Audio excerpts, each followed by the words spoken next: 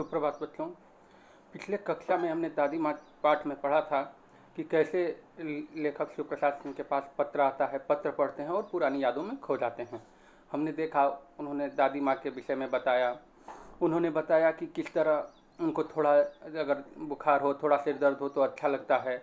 उन्होंने बताया कि किस तरह उन्हें आम जामुन आषाढ़ में न खाने को मिले कोई कष्ट नहीं होता, लाई पट्टी न मिले चैत में कोई कष्ट नहीं होता, लेकिन अगर अश्विन महीने में, क्वार महीने में उन्हें झाग भरे जलाशय में, तालाब में नहाने को नहीं मिलता तो वो बेचैन होते हैं। लेकिन उन्हें जो अभी बातें याद रही है, उस समय वो 1-2 दिन ही जाकर नहा पाए थे कि तभी उनकी तबीयत खराब हो गई, वो बीमार पड़ गए और उन्हें लगातार ज्वर बढ़ता ही जा रहा था। रजाई पर रजाई ओढ़ते जा रहे थे।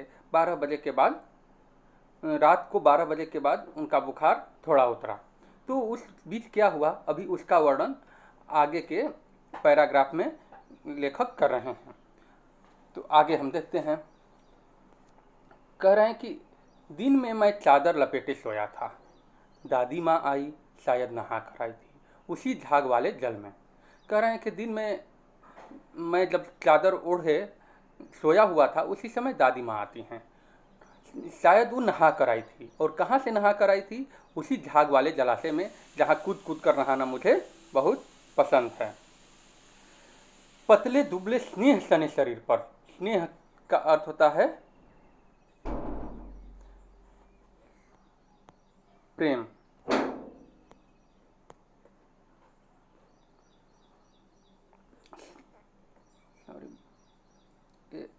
स्नेह, जो स्नेह शब्द है इसका अर्थ है प्रेम। तो कह रहे हैं कि पतले दुबले मतलब वो दुबली पतली थी, और स्नेह सने शरीर पर मतलब कि एकदम प्रेम से युक्त थी। उनके अंदर केवल प्रेम की ही भावना भरी हुई थी। तो कह रहे हैं कि वो दुबली पतली स्नेह से सने शरीर पर सफ़ेद किनारीहीन धोती, और जो साड़ी पहनी धोती मतलब यहाँ साड़ी के अर्थ में आए तो जो साड़ी पहनी हुई थी वो सफ़ेद रंग की थी, किनारीहीन। सन से सफ़ेद बालों पर, बालों के सिरों पर सद्यह टपके हुए जल की शीतलता। और कह रहे हैं कि सन से सफ़ेद, सन एक पौधा होता है जिसे कि जिससे रस्सी बनाई जाती है। सन का पौधा एक पतला सा छड़ीनुमा होता है, उसको काट के पानी में कुछ दिन भिगो दिया जाता है। पानी में भिगोने के बाद उसे पानी में पटक पटक के रेशे की तरह अलग अलग उसमें का रेशा निकालते हैं, तो वो एकदम सफ़ेद होता है। जैसे जूट होता है वैसे ही सन होता है, तो उसका रेशा एकदम सफ़ेद होता है। ऐसे लोग नाटक कोटक भी करते हैं तो उससे दाढ़ी मूछ बनाने का, पका हुआ दाढ़ी मूछ बनाने का काम कर लेते हैं। तो करें कि वैसे ही जैसे बाल सफ़ेद होने के बाद दिखाई देते हैं, वैसे ही वो भी सन जो होता है, सन का पौधा, उससे जो रेशे निकाले जाते हैं रस्सी आदि बुनने के लिए, वो एकदम सफ़ेद होते हैं। तो कह रहे हैं कि सन के समान ही सफ़ेद बालों के सिरों पर सद्यह टपकते हुए जल की शीतलता। सद्यह का अर्थ होता है, सद्यह शब्द आया है, इसका अर्थ होता है तुरंत।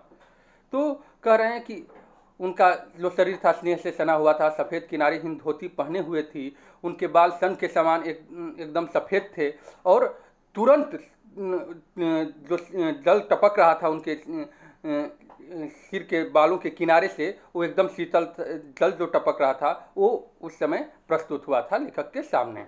अर्थात वो एक प्रेम की प्रतिमूर्ति थी, किनारीहीन धोती पहनी हुई थी और तुरंत नहाकर वो आ रही थी। आते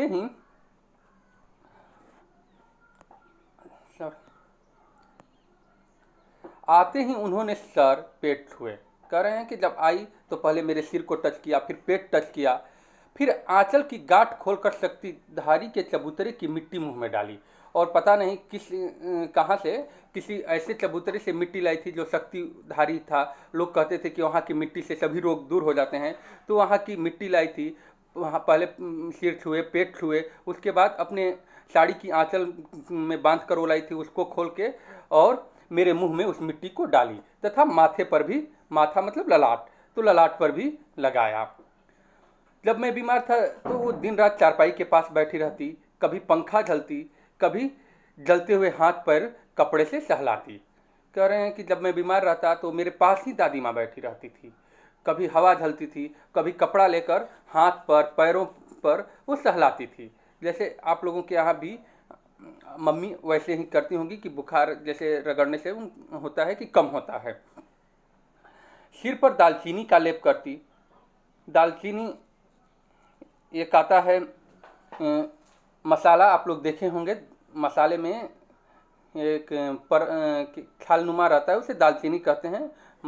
तो कह रहे हैं कि वो दालचीनी का लेप मेरे सिर पे करती और 20 बार छू छू कर ज्वर का अनुमान करती। 20 बार मतलब कि बारंबार, 20 बार, यहाँ 20 अर्थ नहीं लेंगे, मतलब बार बार मेरे सिर को टच करती और अनुमान करती कि ज्वर जो है, बुखार जो है वो कम हो रहा है कि नहीं हो रहा है।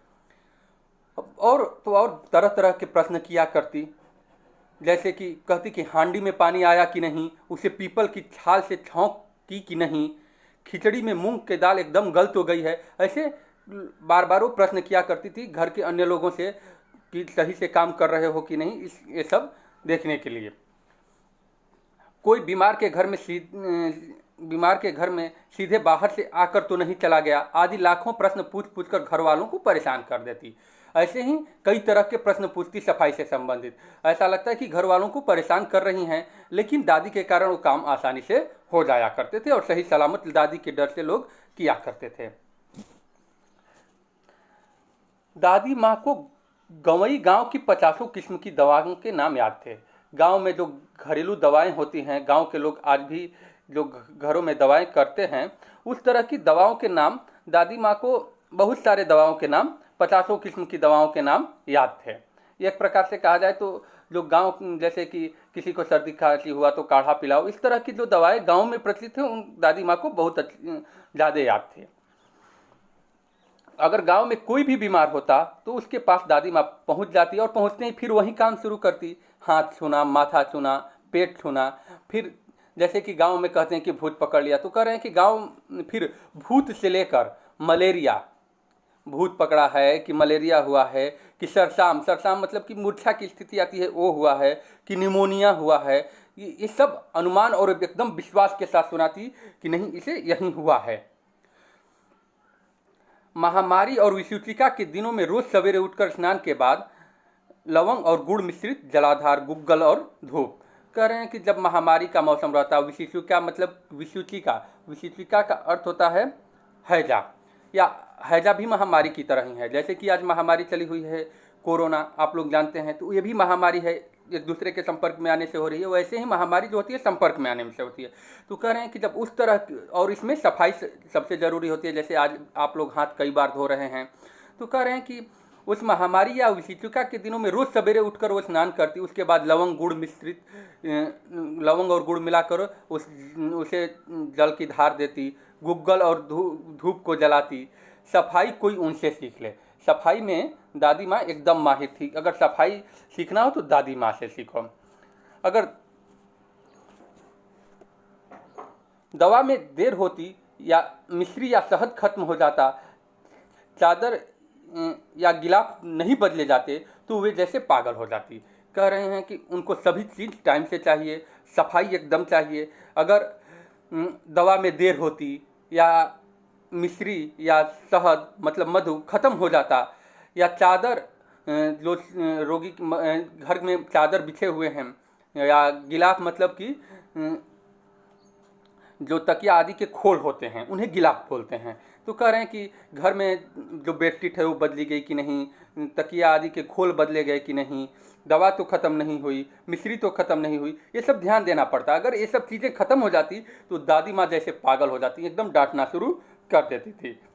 कह रहे हैं कि बुखार तो मुझे अब भी आता है, बुखार उस समय भी आया था, दादी माँ वैसे करती थी, आज भी मुझे बुखार आता है, लेकिन अब वो स्थिति नहीं है। नौकर पानी कर देकर चला जाता है, मेष महाराज अपने मन से पकाकर खिचड़ी या साबूदाना मुझे देकर चले जाते हैं, डॉक्टर साहब आकर नाड़ी देखते हैं, और फिर वहीं कुनैन मिक्सचर की शीशी की तिताई के डर से ही बुखार भाग जाता है। कुनैन मिक्सचर मलेरिया आदि में दी जाने वाली दवा है, तो एकदम तीखी रहती है। तो कह रहे हैं कि उसकी तिताई के डर से ही आज बुखार भाग जाता है, पर न जाने क्यों ऐसे बुखार को बुलाने का जी नहीं होता। कह रहे हैं कि पहले तो मुझे हल्का बुखार या वो आता था तो मज़ा आता था, क्योंकि दादी माँ बैठी रहती थी, मुझे एक प्रेम मिलता था, लेकिन आज मुझे ऐसे बुखार को बुलाने का जी नहीं करता है।